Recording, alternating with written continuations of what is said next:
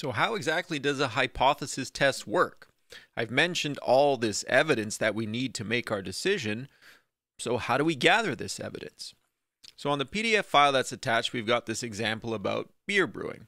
So just to make up a story, let's suppose that City of New Westminster hires you as their chief statistician, and their mayor calls you into the office one day and says, look, there's the Labatt Brewing Company wants to reopen. There used to be a brewery in New Westminster, and they want to reopen, and they're coming to me and saying, look, that when we brew beer, there are waste products, but this is good stuff for the crops nearby. If we dump our beer water into the crops, it will actually enhance growth.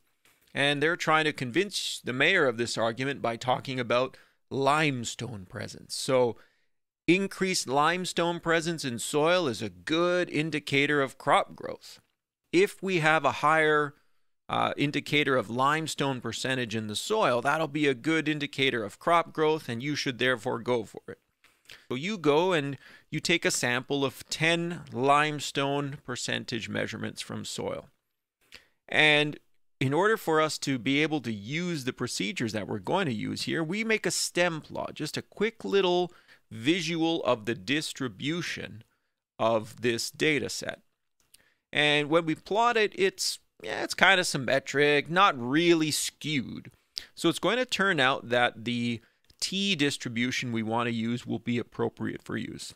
Only if we see a lot of skew should we be weary of using this.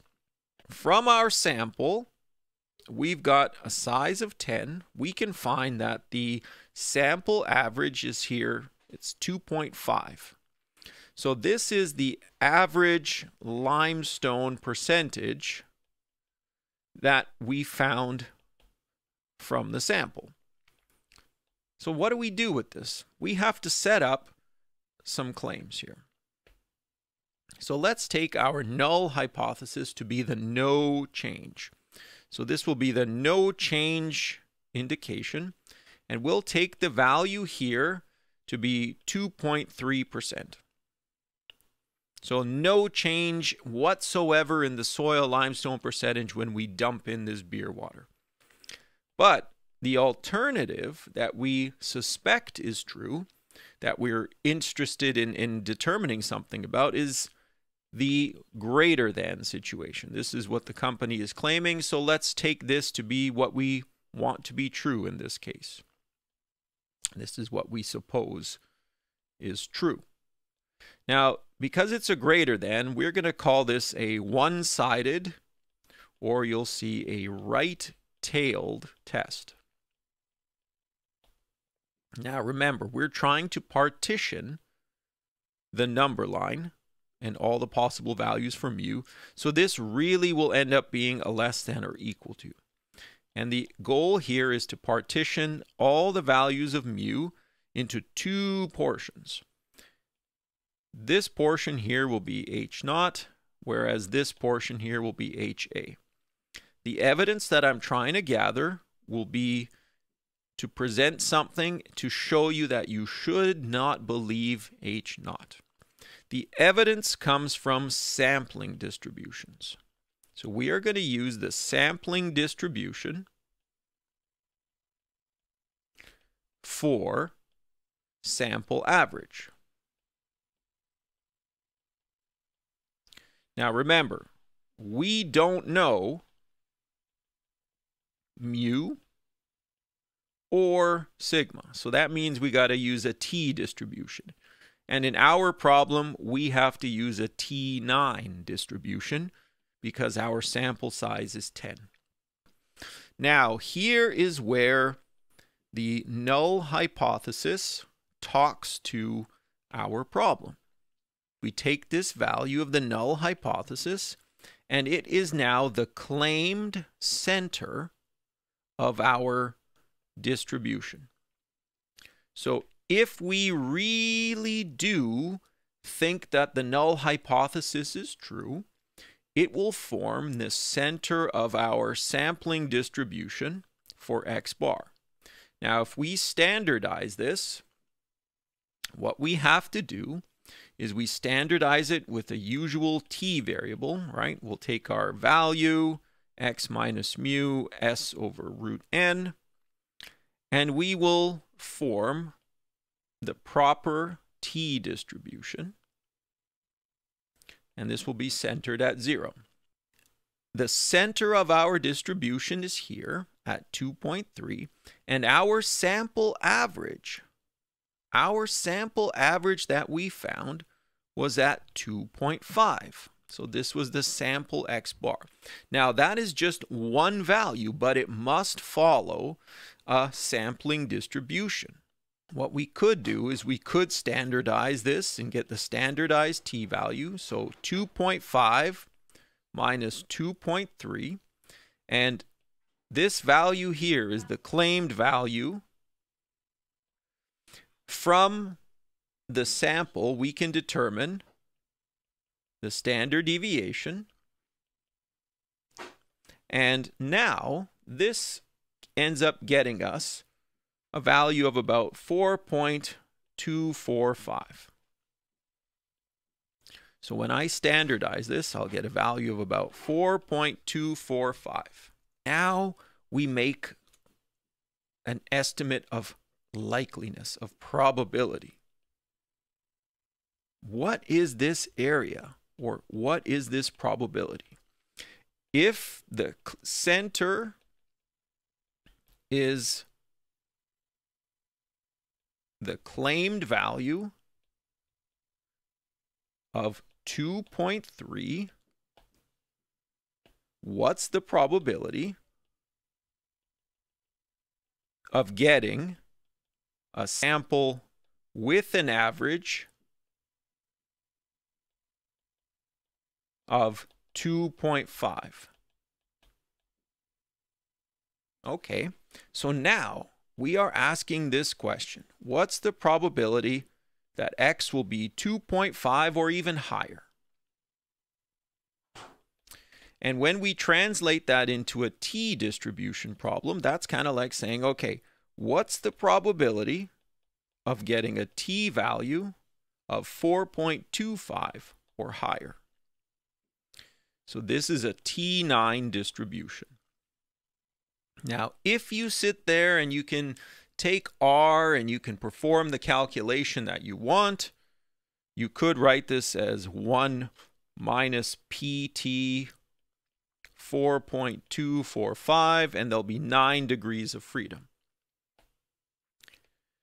When you calculate this out, you'll get an answer, 0.001069. Okay? And the idea is this.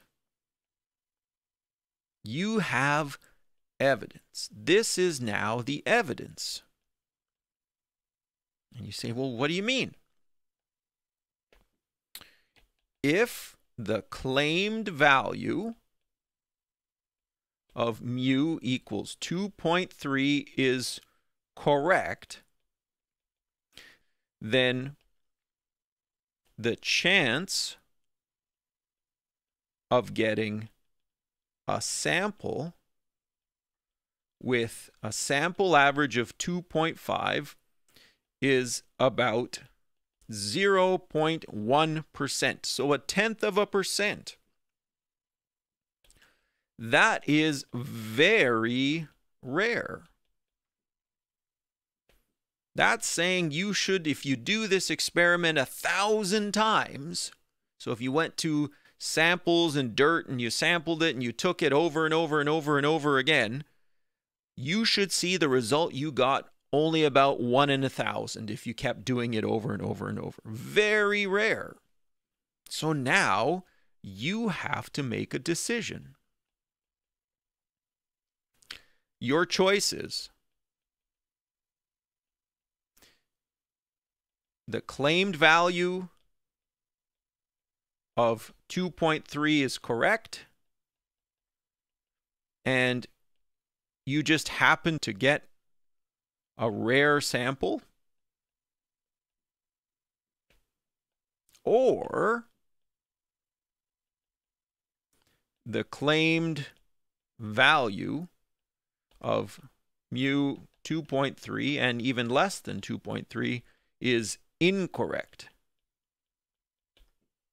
And really, it should be higher.